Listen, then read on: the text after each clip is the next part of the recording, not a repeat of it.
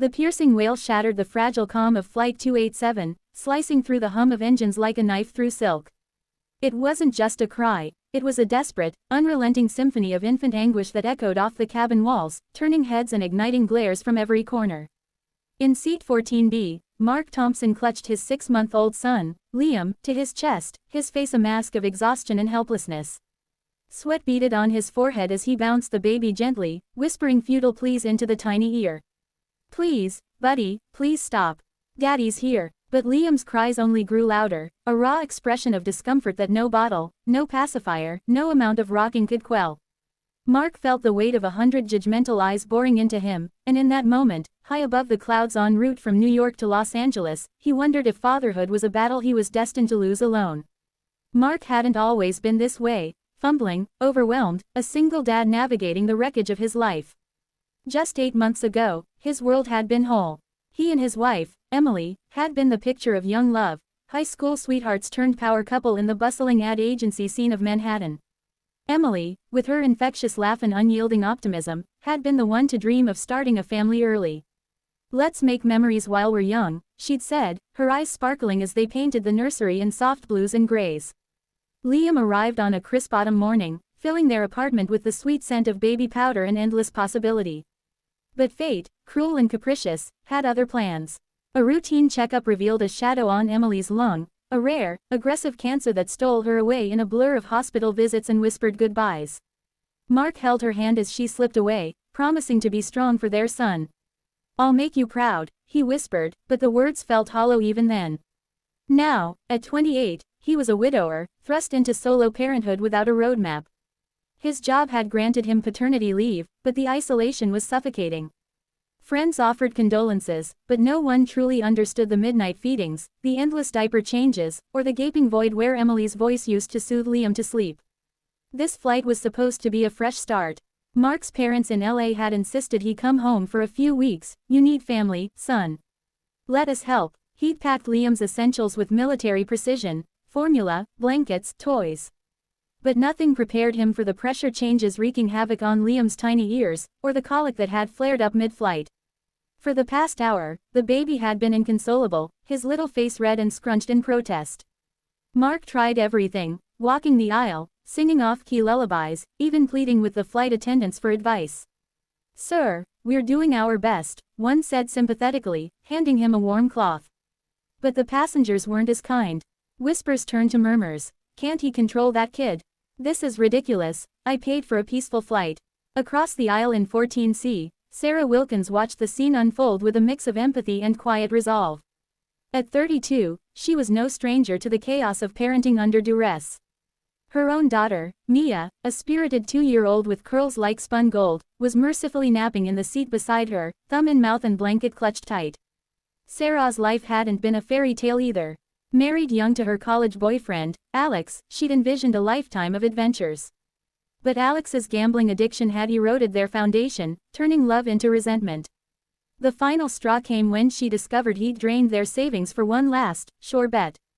Divorced and determined, Sarah had rebuilt her life as a freelance graphic designer. Juggling deadlines with daycare drop-offs.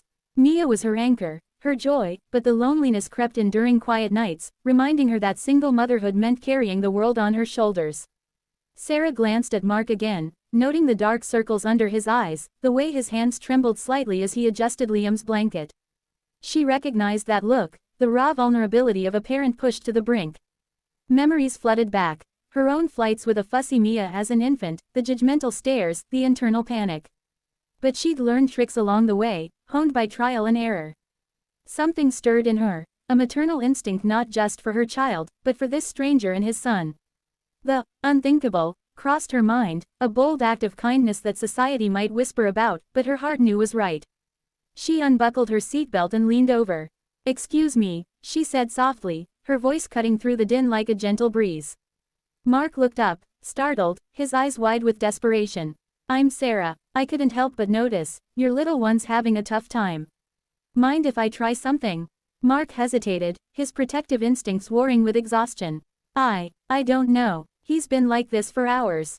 Nothing works." Sarah smiled reassuringly, her warm brown eyes meeting his. "Trust me, I've been there. May I hold him?" With a nod, Mark passed Liam over, the baby's cries intensifying for a moment before settling into Sarah's arms. She cradled him expertly, rocking him side to side. But as the wails persisted, Sarah made her decision. Glancing around to ensure privacy, she'd noticed the empty seats nearby. She draped a light nursing cover over her shoulder. Unbuttoning her blouse discreetly, she guided Liam to her breast. The unthinkable, a single mother breastfeeding a stranger's child, offering nourishment and comfort in a world that often prized independence over compassion. Liam latched on almost immediately, his cries dissolving into contented suckles. The cabin seemed to exhale collectively. Murmurs faded, replaced by nods of approval from a few understanding souls. Mark stared, mouth agape, a whirlwind of emotions crashing over him: gratitude, shock, relief. Thank you. I didn't expect. How can I ever repay you? Sarah chuckled softly, careful not to disturb the baby. No repayment needed. We're all in this together up here. What's his name? Liam, Mark replied, his voice thick. And I'm Mark, his mom. She passed away a couple months ago. This is our first trip without her. Sarah's heart ached in recognition. I'm so sorry. Mia's dad and I split last year. It's hard, isn't it? Feeling like you're failing every day. As Liam nursed peacefully, the two parents began to talk, their words weaving a tapestry of shared pain and quiet strength. Mark opened up about Emily's illness, the way cancer had robbed them of time. She was the one who knew all the baby stuff. I feel like I'm drowning without her. Sarah nodded, sharing her own battles, the financial strain of divorce, the guilt of working long hours. Mia had colic too. I remember one night, I just held her and cried along. But we get through it, one moment at a time. The flight stretched on, but the conversation flowed effortlessly. Mia woke up midway, toddling over to her mom with sleepy curiosity. Mama, baby, Sarah introduced her, and soon Mia was giggling at Liam's tiny fingers. Mark shared photos of Emily on his phone, her radiant smile lighting up the screen. Sarah showed pictures of Mia's first steps, taken in their cozy apartment. Challenges emerged in their stories. Mark's fear of never measuring up as a dad, Sarah's worry about Mia growing up without a father figure. But resolutions glimmered too, Mark's determination to honor Emily's memory by being present for Liam, Sarah's resolve to build a network of support through mom groups and friends.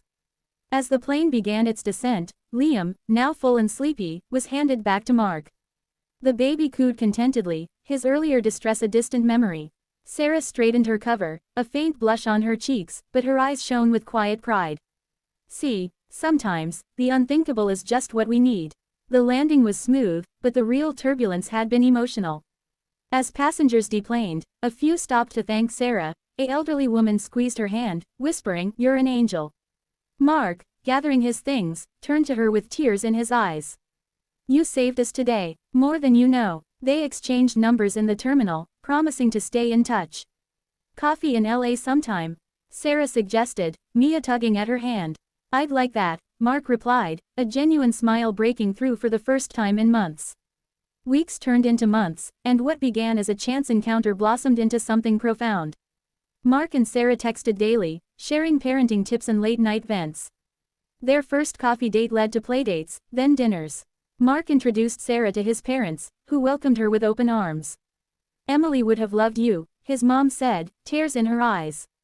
Sarah's world expanded too. Mark's steady presence filled the gaps Alex had left, teaching Mia to ride a tricycle and reading her bedtime stories. Challenges persisted, grief didn't vanish overnight. Mark had nights where Emily's absence hit like a wave, but Sarah was there, holding space for his pain. Sarah faced doubts about trusting again, but Mark's patience rebuilt her faith. One evening, under the LA stars, Mark proposed a future together. "We're better as a team," he said, kneeling with a simple ring. Sarah said yes, tears streaming, as Liam and Mia played nearby. Their story spread quietly, first through friends, then a viral post on social media about the plain miracle. But to them, it was simply humanity at its best, two broken souls finding wholeness in kindness. In the end, the message was clear. In a world that often feels isolating, a single act of compassion can bridge divides, heal wounds, and forge unbreakable bonds.